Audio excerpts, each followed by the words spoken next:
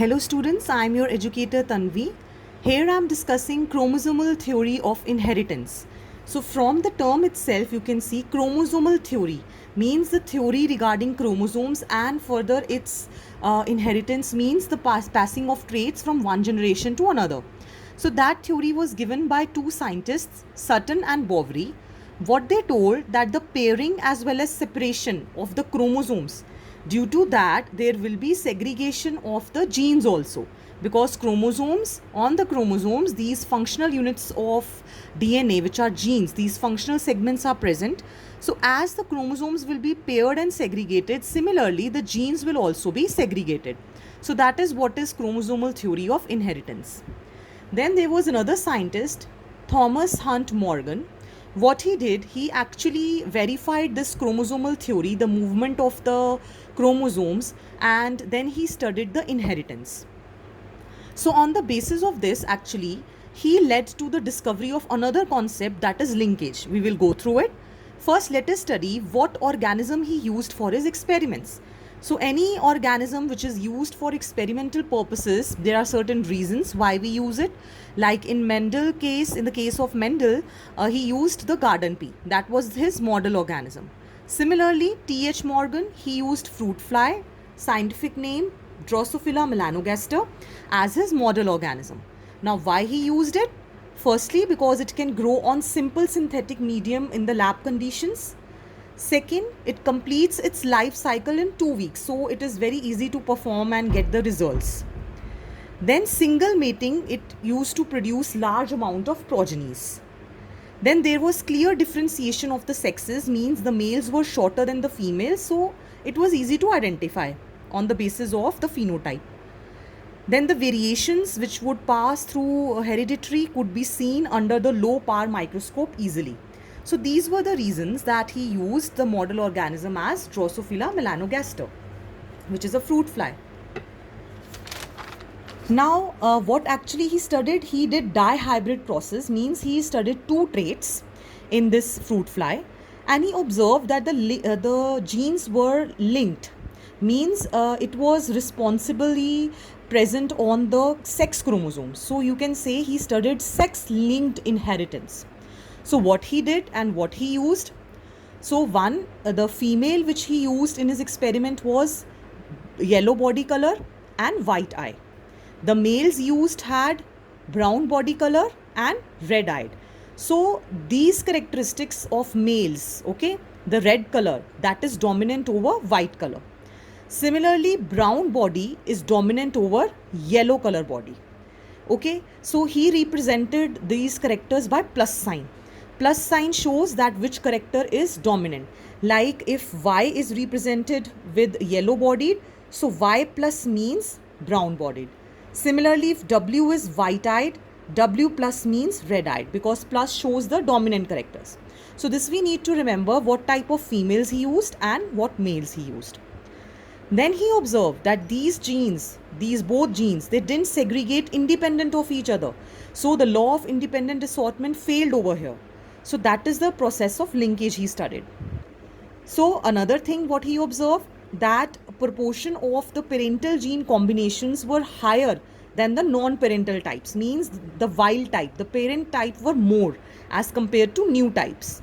So he said, yes, there is some physical association of genes. They are physically associated, means they are closely associated on the chromosome. This gave rise to this concept of linkage.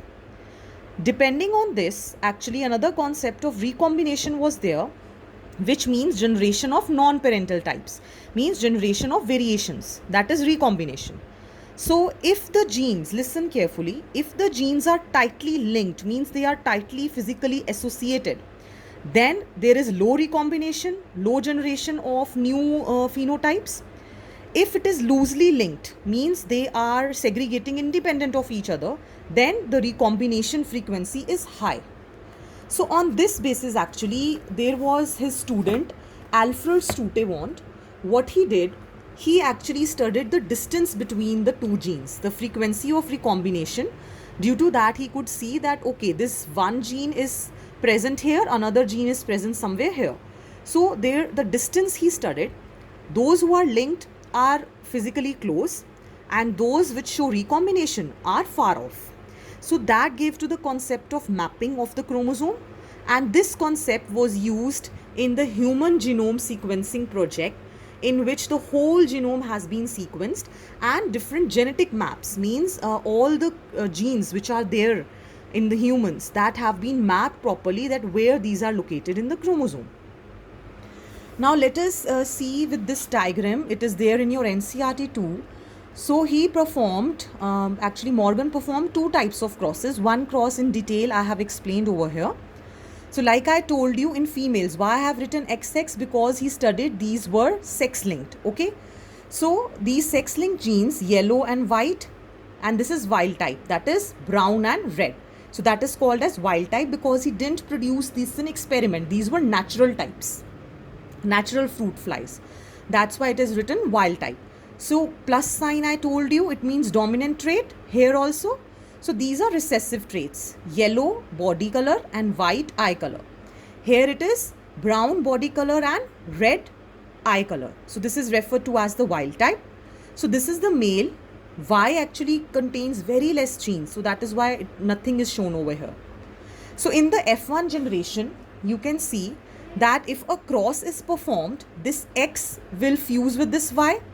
This situation can be there, or this X will fuse with this.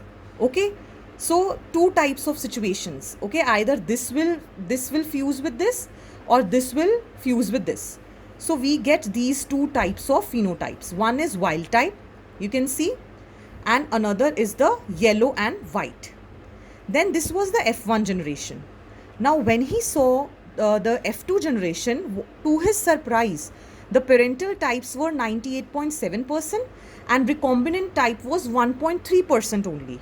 Again, you can just match this. This X if fuses with this Y, we get this type of phenotype or genotype.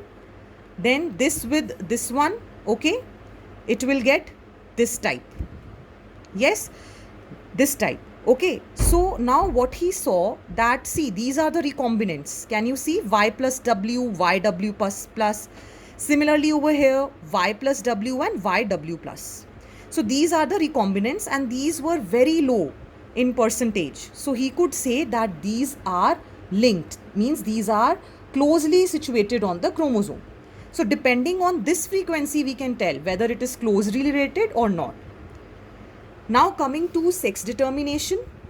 Sex determination is the criteria which determines the gender of the organism. So there was a scientist, Henking. He discovered some very darkly stained structures in some cells of females that was referred to as X body, and later on it was referred to as X chromosome. Now there are three types of sex determination. One is X0 type, which is seen in grasshoppers. So X0 or X0 will give rise to males and XX will give rise to females. Then XX and XY type, where XX will give rise to female and XY will give rise to male. This is seen in humans. We have already discussed sex determination in humans. So here this is the female genotype. Now in case of grasshoppers, can you see this 0? This means that one X chromosome is absent. One chromosome is less in males. So the number of chromosomes vary in males and females. So suppose if grasshopper has 24 chromosomes, female has 24 chromosomes, then the males will be having only 23 because one is less. This 0 represents lack of one X chromosome. Then the last type is ZZ and ZW type, which is seen in birds. Over here, ZZ give rise to the male and ZW give rise to female. So here the number of chromosomes will be same. Now there is a concept of heterogamety and homogamety. Heterozygous, we have seen that two of these are different alleles. Yes. Similarly, homozygous, same. So same with the gamete, like these will form the gametes further. These are the sex chromosomes. So homogamety means both are same, homologous pairs. And heterogamety means that one is something else and another is different from each other. So these are the cases of heterogamety and these are the cases of homogamety.